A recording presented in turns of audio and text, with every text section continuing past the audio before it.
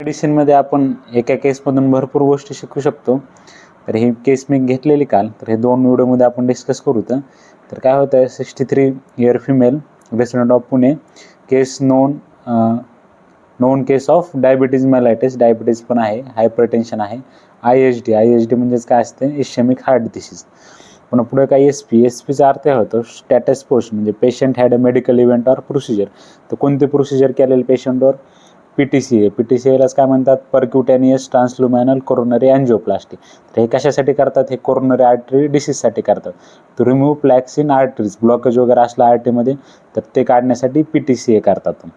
पुन्हा पुढं काय दिलेलं आहे, असोसिएटेड विथ अक्यूट DVT म्हणजे काय असते? DVT म्हणजे असते डीप वेन थ्रोम्बोसिस, म्हणजे पायातल्या ज्या वेन्स वगैरे असते त्याचे क्लॉट वगैरे थ्रोम्बोसिस बनणे त्याला म्हणतात DVT.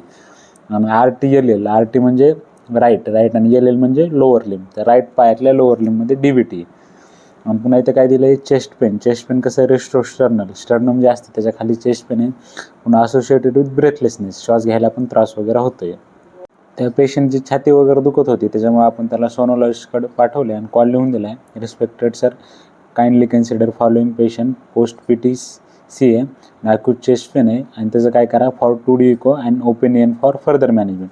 पुढं काय करायचं त्याच्यासाठी सांगा. आणि करंटली ऑन ह्या सगळ्या टॅबलेटवर आहे. पुढच्या व्हिडिओत आपण ह्या सगळ्या टॅबलेट डिस्कस करू. तर